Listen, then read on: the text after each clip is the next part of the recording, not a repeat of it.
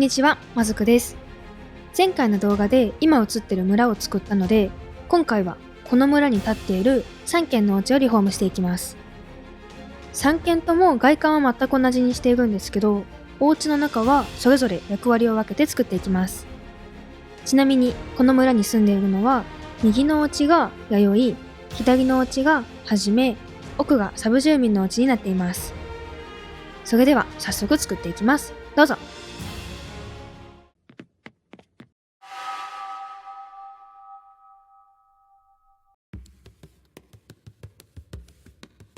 まずは弥生のお家から作っていきます。このままでも一応島のテーマには合っている気はするんですけど、一旦全部片付けて、今回はポーション屋さんを作っていきます。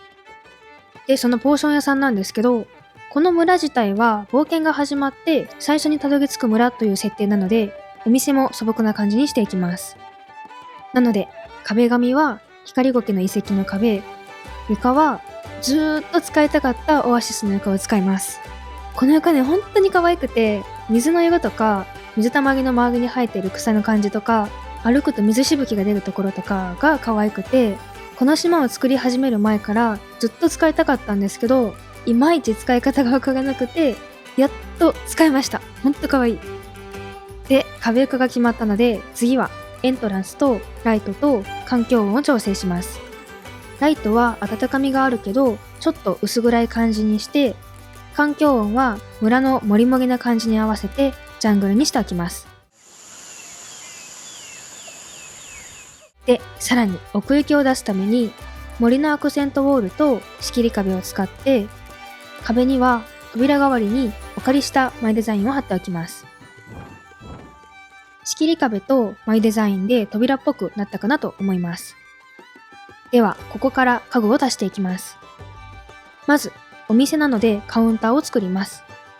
で、カウンターの色は床の砂浜の色に寄せた色のカウンターにしておきました。で、このままだとカウンターの後ろに立った時に顔が隠れてしまうので、椅子も置いておきます。はい、箱から飛び出てるみたいで可愛くなりました。でですね、まだ島のテーマには合っていないので、サボテンとツルのランプを足して不思議な雰囲気にしていきます。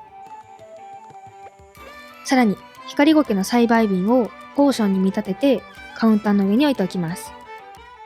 で、このお部屋はもう柱も仕切り壁も使わないので、代わりにツルのガーランドをたくさん飾って立体感を出しておきます。さらにカウンターの上には民族っぽさを出すために提灯セットを花柄のパターンにリメイクして飾っておきます。全体はこんな感じです。お店っぽくなってきたかなと思います。次は手前側に売り場を作っていきます。まず商品棚っぽいものを置きたかったんですけど、この雰囲気に合いそうな家具があんまりなかったので、その中でも現実っぽくなくてお部屋の色味にも合う竹のシェルフを置いておきます。で、その隣には丸いトピアリーを置いて、ポーションを作るときに使う薬草みたいな感じにしておきます。で、右側の壁沿いにはアクセントウォールの扉の色と合わせて瓶とか道具が入ってそうな木箱と、作ったポーションがたくさん入ってそうな壺を左右に置いておきます。これで売り場は完成しました。でもまだ立体感と雰囲気が足りない気がするので、手前左右の天井に光る木の実がぶら下がってるみたいな感じでモロッカーなランプを飾っておきます。では次は壁を飾っていきます。で、壁自体のデザインが結構ごちゃごちゃっとしているものなので、壁には数個だけ飾ってシンプルにしていきます。まず、壁掛け植物の中でも不思議な感じを漂わせているウツボカズラを左右の壁に飾って、入り口側にはポーションに見立ててコウハニワを商品棚っぽくなるよう6個飾っておきます。全体はこんな感じです。ウツボカズラを壁に飾ったことで、さらに立体感が出たかなと思います。で、さらに、怪しげだけど楽しい雰囲気を出すために、指のレコードプレイヤーを使って敵ガムランを流しておきます。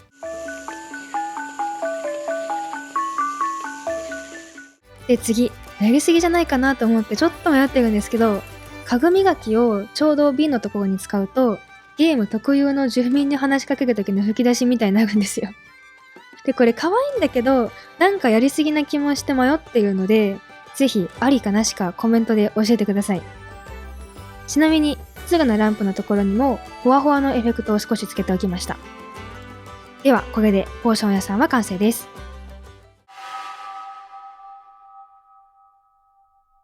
次は、はじめのお家を作っていきます。これまた、弥生に続いて、このままでは村に合いそうなお部屋なんですけど、片付けて、はじめのお家は、武器もちょっと取り扱う防具屋さんにしていきます。もちろん、防具屋さんも村に合わせて、素朴な感じにしていくので、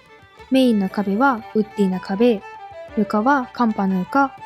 アクセントウォールはストローな壁にしておきます。ちなみに防具屋さんはポーション屋さんよりも少し暗いお部屋にして、後で間接照明で雰囲気を出そうと思ってます。では、まずは間取りを決めていきます。このお部屋もお店なので、お会計カウンターを仕切り壁と柱と仕切りカウンターで作って、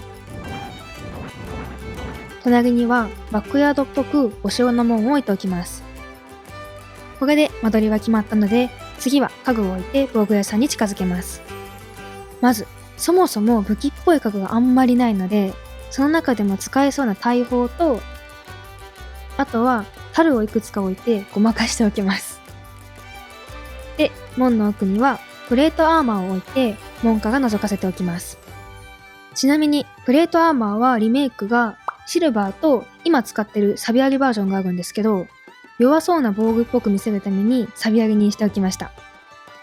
で、さらに武器と防具がたくさん置いてあるように見せたいので、木箱とまた弱そうな武器に見せるためにサビありの剣を置いておきます。全体はこんな感じです。では次は、このままだとお部屋が暗すぎるのでランプを配置していきます。で、ランプも世界観を壊さないために、フラワーシェードのスコンスとミルクガラスランプ、キャンドルのシャンデリア、壁掛けのキャンドル、ツグのランプ、アーグナガイトを選びました。どうでしょうか？メインのランプではなく間接照明を使うことでより雰囲気が出たかと思います。次は全体のメリハリをつけていきます。まず床の物足りなさが気になったので、手前と奥の壁沿いにアクセントにフロアタイルを敷いておきます。さらに壁にもアクセントが欲しいので、一番下の列にお借りした窓の前デザインを貼っておきます。で、仕切り壁には貼れないので、代わりにシンプルなパネルを使って他の壁と同じようにアクセントをつけます。全体はこんな感じです。ちょっと変えただけなんですけど、かなり印象が変わったかなと思います。次は全体の色のバランスを調整します。今のところお部屋の手前だけに黒色があるので、後ろ側にも黒色を追加して全体の色のバランスを揃えます。で、今回のお部屋に合いそうな武器の家具はもうないので、次は防具をもっと追加していきます。まず受付に指輪を置いて、正面の壁には冒険中に使えそうな帽子を飾っておきます。で、さらに左側の壁と樽の上にも冒険中に使えそうなブーツをたくさん飾って、どんどんお店っぽくしていきます。全体はこんな感じです。でもまだごちゃごちゃにしたいので、右の壁に武器の説明が書いてありそうな額縁と、ごちゃごちゃ感を出すためのドア飾りたちを飾っておきます。で、これだけ左右の壁に飾ったら、全部の壁に同じくらい飾ってバランスを取りたいので、仕切り壁のところには背負い場所を飛び出させて、スコンスの左右には埴輪を飾って賑やかにします。全体を見てもらうと、壁全面にたくさん飾ったことで、より防具屋さんっぽくなったかなと思います。で、さらに賑やかにするために、隠れる場所にスピーカーを置いて、お部屋の雰囲気に合うケケマハラジャを流しておきます。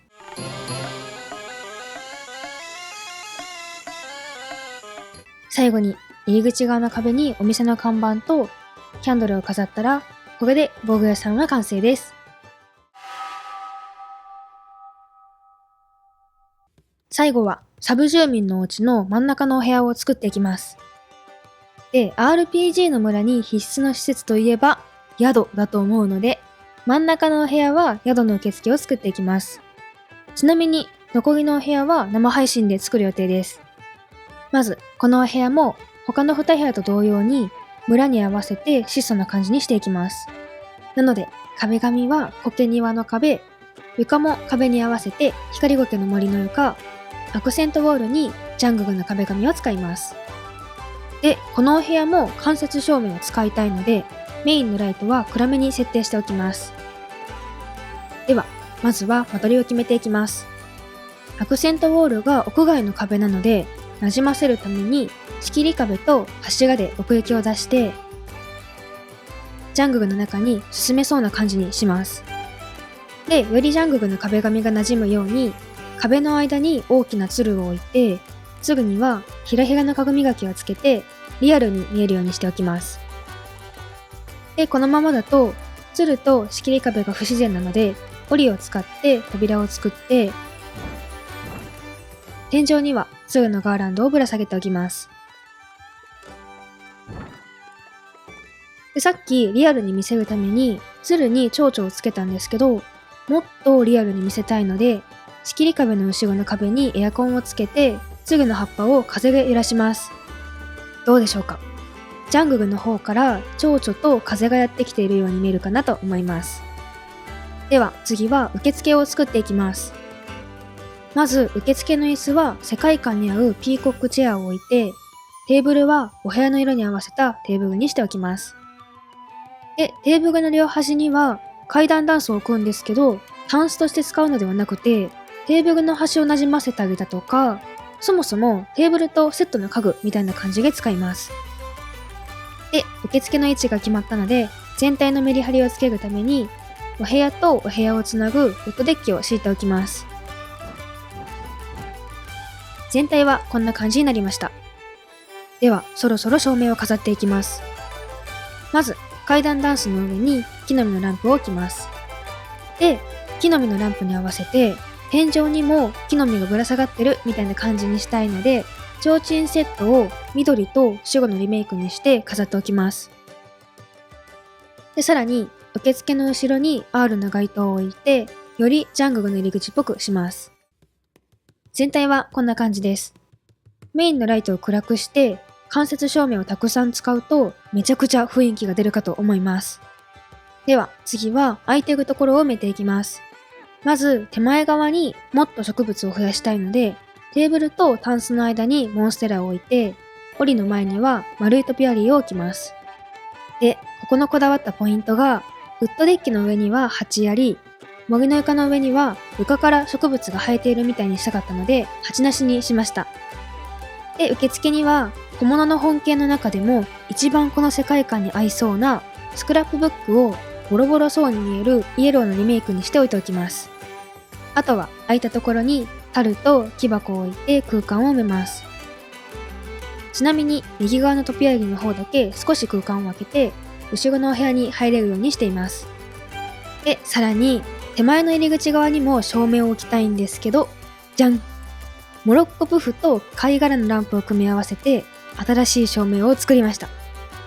貝殻のランプを高さを出すために試しにモロッコプフと組み合わせてみたんですけど、もともとこんな家具あったみたいな組み合わせになってお気に入りです。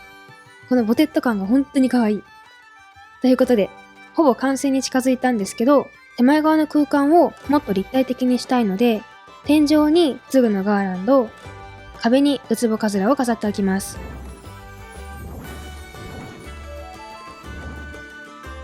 もうめちゃくちゃモリモリになりました。では最後に入り口側の壁に説明が書かれているポスターと照明、なるべく見えないところにモンステラの葉っぱを揺らすためのエアコンを飾って、これで宿は完成です。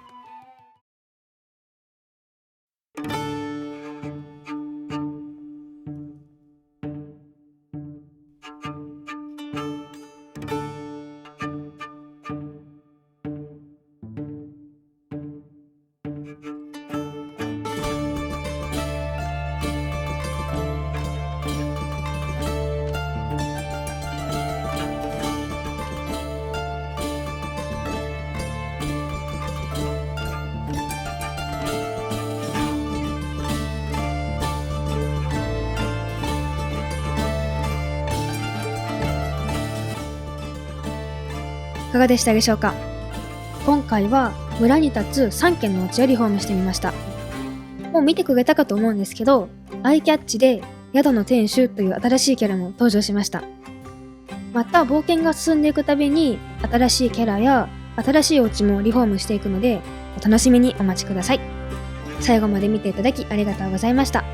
よければ高評価とチャンネル登録、